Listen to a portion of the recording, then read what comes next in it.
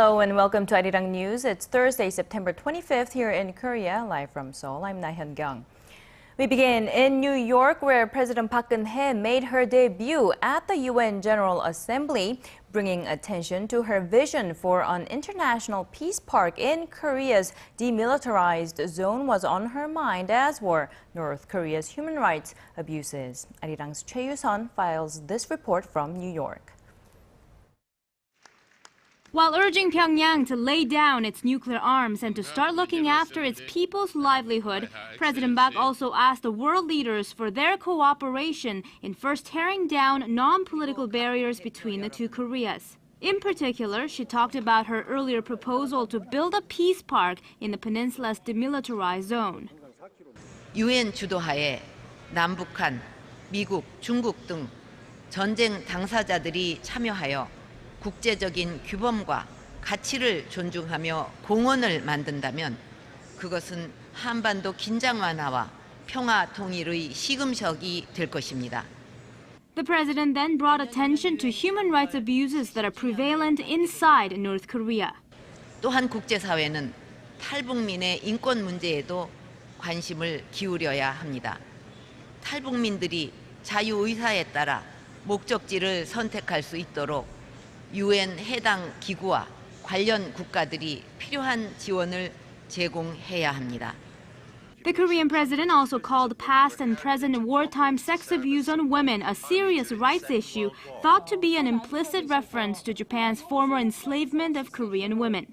She then promoted her envisioned trust-building process in Northeast Asia amid tensions over historical and territorial differences. Reflecting how far Korea has come since joining the UN 23 years ago, President Park also highlighted Seoul's contributions to various global issues such as sustainable development, climate change, and education. Choi You-sun, ARIRANG News, New York. And topping the world's most pressing issues at this year's UN Assembly is the threat of Islamic State militants. U.S. President Barack Obama called for a united response before chairing the UN Security Council meeting. Our Hwang Ji-hye has more. Facing the mounting threat from terrorist groups, U.S. President Barack Obama made it clear at the United Nations General Assembly on Wednesday that the U.S. will confront and dismantle Islamic terrorists. He urged nations to reject the cancer of violent extremism. The only language understood by killers like this is the language of force. So the United States of America will work with a broad coalition to dismantle this network of death.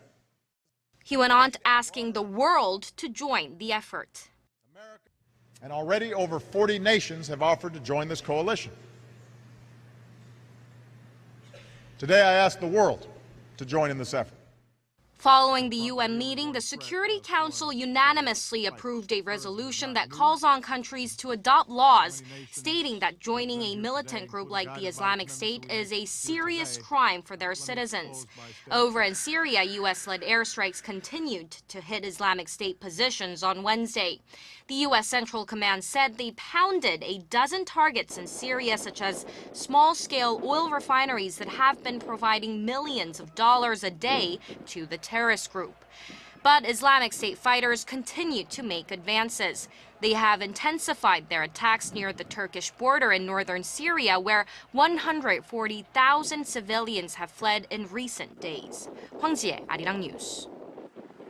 And the IS militants aren't just posing a threat in Syria. A group linked to the extremist group in Algeria claims to have beheaded another Western hostage. Our Kim Ji-yeon reports. It has been confirmed that French tourist Hervé Gourdel has been executed by a group in Algeria linked to the Islamic State forces. Gourdel was kidnapped earlier this week by fighters of the Jun al-Khilafah, or soldiers of the Caliphate, who threatened to kill him if France did not end its campaign against IS militants in Iraq. French President François Hollande condemned the brutality of Gourdel's death and vowed to continue his country's military operations against the IS. Hervé Gourdel is dead because he was French, because his country. France is fighting terrorism. My determination is total, and this aggression only strengthens it. We will continue to fight terrorism everywhere against the Islamic State, which spreads death in Iraq and Syria. The threat is also spreading to other countries. In the Philippines, an al-Qaeda-linked militant group known as Abu Saif says it will kill 2 German hostages, first reported missing in April, unless Germany withdraws its support for U.S.-led airstrikes in Iraq and Syria. They are also asking for a ransom of more than $5.6 million. The Islamic State is also suspected of delivering a threatening letter to the presidential office of the Czech Republic in response to the nation's support for Kurdish forces in Iraq who are fighting the militant group. Local authorities are investigating the contents of the letter, which contained a white powdery substance. But unlike France and Germany, the Czech Republic is not one of the countries participating in airstrikes against the IS. Kim Jeon, ARIRANG News. Now, speaking of the U.S.-led airstrikes, highly precise weapons are being used to attack Islamic State targets. We're talking about some of the world's most powerful and advanced missiles. Our Son Jang-in has the lineup of some of the U.S. military arsenal being used in the attack. Tomahawk cruise missiles launched by the U.S. Navy from the Persian Gulf and the Red Sea signal the start of airstrikes in Syria. They are typically used to hit large targets, delivering a bomb explosion after it lands with little destruction to surrounding structures.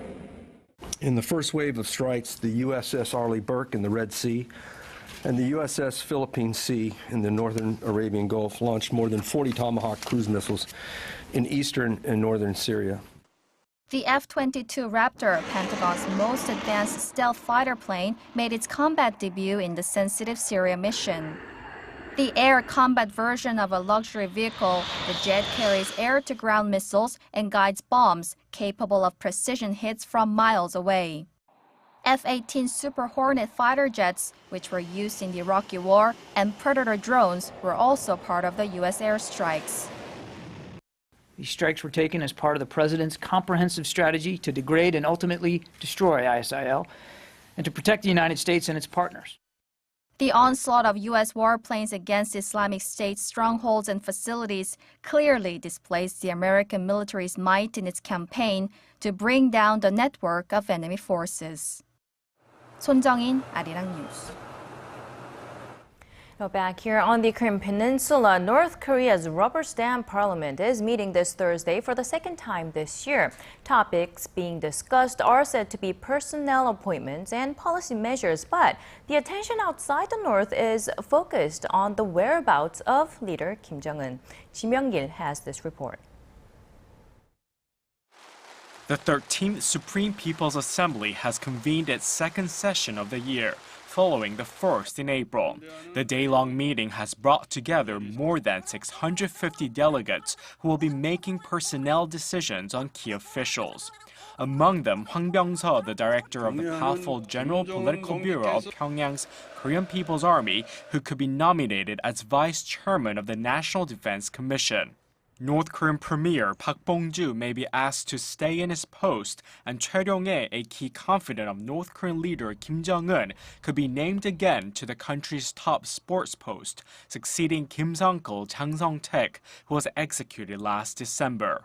At the legislative meeting, delegates were also set to announce a number of major policy measures, such as overhauling the country's mandatory schooling and conscription systems. Also being watched is whether leader Kim Jong-un is in attendance. Kim has not appeared in any North Korean media coverage since his last public appearance at a music concert on September 3rd. Speculation about possible health problems has surfaced, as he has been seen walking with a limp in recent news reports released by state media. Ji Myung-gil, ARIRANG News. Meanwhile, Seoul's top North Korea policymaker has once again urged Pyongyang to come to the negotiating table unconditionally. At a forum in Seoul on this Thursday, Unification Minister Ryu Gil-jae said North Korea should accept South Korea's proposal for a round of high-level talks to discuss pending inter-Korean issues. He also said the government will bolster efforts to improve the dire human rights situation in the north and promised to provide more humanitarian aid. Stressing the importance of the international community's role in preparing for reunification, Ryu Yoo said he hopes to see more economic cooperation projects between the two Koreas and neighboring countries like Japan.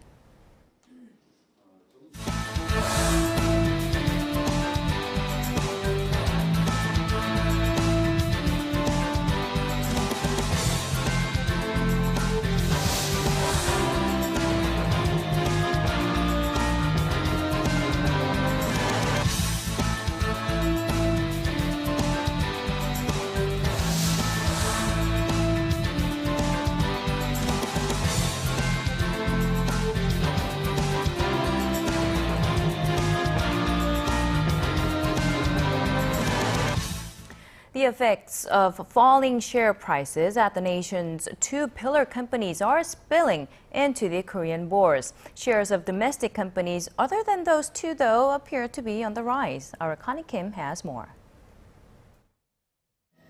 Poor performances from Korea's top two companies are reshaping the country's stock market.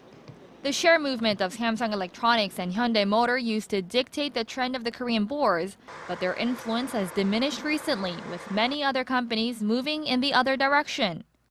Samsung and Hyundai peaked at a combined 25% of overall market capitalization in June, but the dramatic drops in their share prices in recent months have knocked their combined share value down to less than 16%. Roughly $60 billion have been wiped off the valuation of the two companies in the past year. In contrast, companies specializing in communications, textiles, apparel, banking, and other financial sectors have seen their prices go up by more than 20% in less than 3 months. This is partly because the Korean government began injecting $25 billion into the economy to spur domestic spending and accelerate a recovery. The poor performances from Samsung and Hyundai are being blamed on the strengthened Korean currency and other structural problems. In the case of Samsung, the smartphone market worldwide has reached its saturation point, leading to a decrease in exports of Samsung handsets. Hyundai's recent purchase of land in Seoul for $10 billion has spurred worries of the company's cash flows. Many component makers in the auto and electronics industries have seen their shares drop by more than 10% over the past 3 months.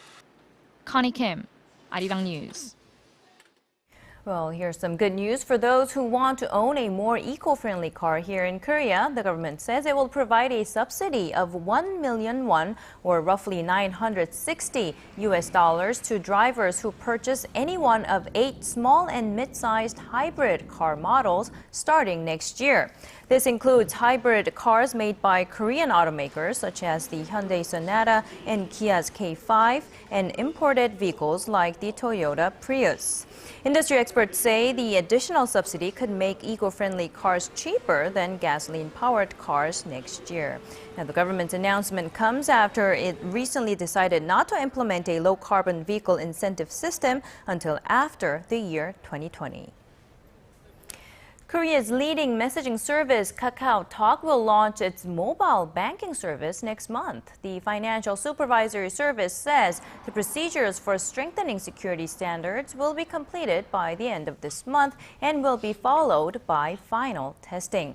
The service, called Bank Wallet Kakao, will allow users to deposit about $500 into their virtual accounts and make transactions of up to about $100 a day.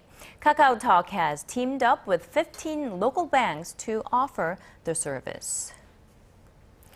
Now, whatever a company's product may be, it's not an overstatement to say that the market they want to break into the most these days is the Chinese market. And as our Park Ji-won reports, one group that has paved its way into that lucrative market are Korean filmmakers. A Wedding Invitation is a film co-produced by Korea and China, released last year. This romantic comedy made a huge splash in China, earning some $36 million, 10 times more than the film's production cost. The film's Korean director Oh Gi-hwan says he changed the film's scenario many times to make it appeal to Chinese viewers. At first, I tried to remake my previous film, A Gift, but then I realized that the Chinese viewers didn't quite get some parts of the original script due to cultural differences. So I've rewritten almost everything with 3 Chinese scenario writers. He says it's not easy to strike the right balance between both Korean and Chinese elements in one film, but says tapping into China's fast-growing market is certainly a risk worth taking. There are forecasts that by 2017, the Chinese film market will be bigger than Hollywood. So it's a challenge that is worth trying. China raked in some $3.6 billion in box office revenue last year, making it the world's second largest market, growing around 30% annually. And over the next decade, the gap between the Korean and Chinese movie markets will only grow larger. The two countries signed a groundbreaking film co-production pact in July that opened a door of opportunities for Korean filmmakers. But before then, it was difficult to break the wall of China's strict film import quota system. Due to the film import quota, only about 70 foreign films got the chance to release in China, and half of those spots were taken by Hollywood films. That's why this co-production pact is important, because it helps Korean Chinese co-productions be recognized as homegrown films. Another encouraging development for film creators from both countries is a joint investment fund worth nearly $200 million, which will be set up next year for co-production projects. Both countries share a common goal of stimulating their content's markets through the active exchange facilitated by the joint fund. The joint film projects are shaping up to be a win-win strategy, allowing seasoned Korean filmmakers to test their creations in a bigger market, while China can gain from Korea's production experience and expertise. Park Ji-won, ARIRANG News. Now, moving on to architecture, Korean architecture has seen different trends over the year, but one architect has achieved the ability to create timeless works. Our Im Hyun-hee takes a look at this pioneer architect. The sharp angles and precise lines.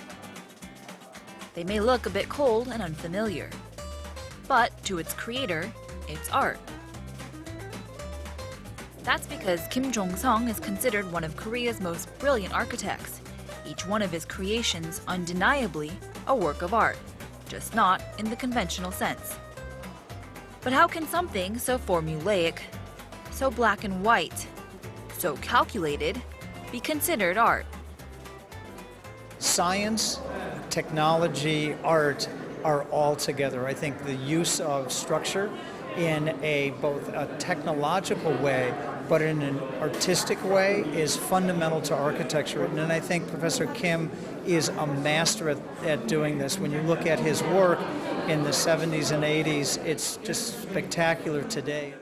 Over the past 50 years, Kim has been creating one-of-a-kind buildings found throughout the country, even abroad, each holding true to a stylistic trait where technology and art are interchangeable, resulting in a timeless masterpiece. Whether it be an iconic luxurious hotel or an office for thousands of workers, each building requires an exact calculation. So exact, it has to be an art. And to stick with his philosophy of creating a space where material, structure, and proportion are all equally as important as the ability to capture a sense of the natural, he's had to sometimes take rather unusual approaches. For example, a building in Korea used in the 1988 Olympics measures in at 60 meters by 80 meters, a huge expanse of a building. But back then, Kim didn't want people to be weaving in and out of support beams. So, to support such a large size, Kim had to turn to technology. With the weightlifting gymnasium for the 88 Olympics, we had to use extensive calculations and technology to supporting the long-span structure of the building in order to allow for natural, wide, empty spaces. And with the Uyang Art Museum, I needed technology in order to anticipate all the natural factors such as sunlight, temperature, and humidity in order to control them for a comfortable building. As timeless as Kim's pieces are, they're also landmarks in Korea's landscape, recognizable by the millions who encounter Seoul.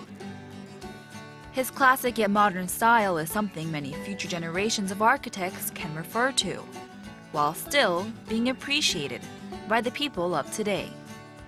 Im Yoon-hee, ARIRANG News.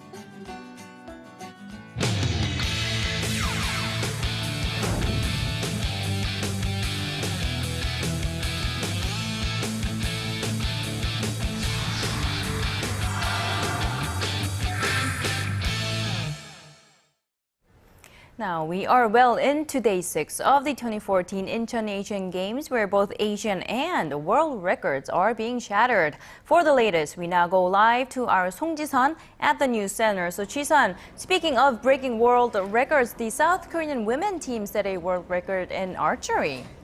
Right, good afternoon, Hyun-kyung, and that was only the quarterfinal. South Korea scored 238 points out of a possible 240 in the women's compound-team quarterfinals match against Laos.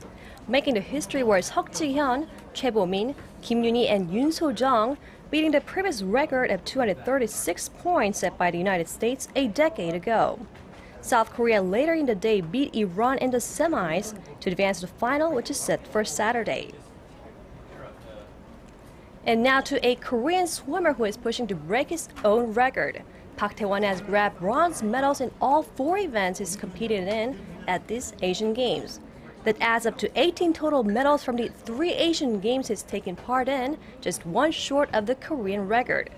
He made it his 19th tonight in the men's 100-meter freestyle, as he finished first in this event 4 years ago in Gwangju and holds the Asian record at 48.7 seconds. Park qualified with the fastest time this morning, just 1 second of that record. The 100-meter freestyle final is scheduled for 7:24 this evening. All right, so that will be the game everybody will be watching, and hopefully we will be able to see him win his first gold medal at the Incheon Asian Games. Now, Ji-sun, what are some of the other events we can look forward to tonight? We have a series of events tonight, and most of the medal events or the finals, they take place in the evening after 6 p.m. Korea time, as the preliminaries take place during the day. Park, as we mentioned, has a great chance of winning his first gold in the 100-meter freestyle final, as he was the only swimmer that qualified for the final with a sub-50-second time. In gymnastics, we will be treated to one of the biggest rivalries at the Incheon Asian Games, as South Korea's Yang Hak-sun is set to face off North Korea's Lee Se-kwang in the men's vault event. And moving on now, the Korean baseball team will play against Hong Kong at 6:30 this evening, after already having sealed the top spot in Group B. This means Korea will face the winner team from Group A, which is China, in the semifinals on Saturday, with the finals set for Sunday. All right, so it's going to be an exciting night. Thank you, Ji-sun, for following the Asian Games and bringing us the updates. That was our Song Ji-sun at the News Center.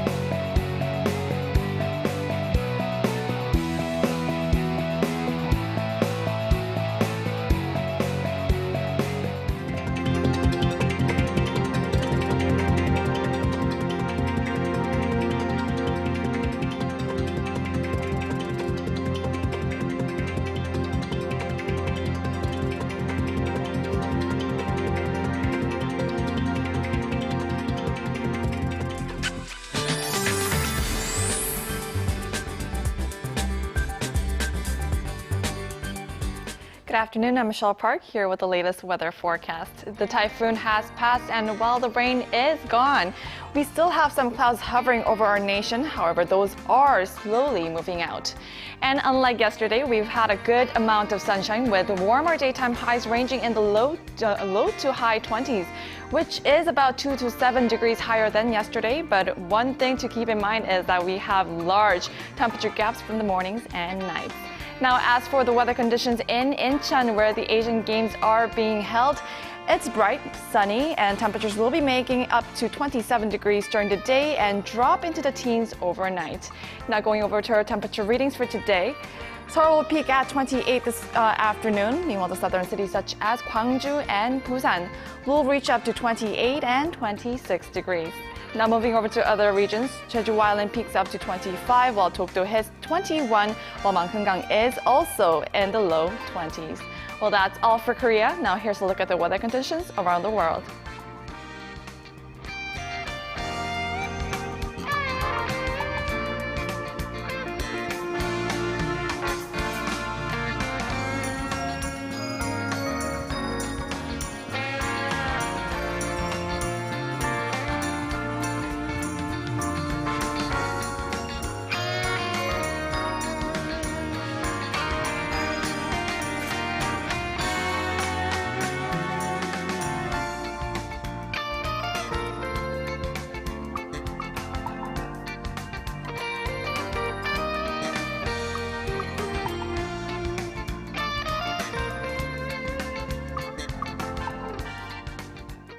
And that's all we have for now. Thanks for staying with us. Our next newscast coming up at 6 p.m. Korea time. I'll see you then.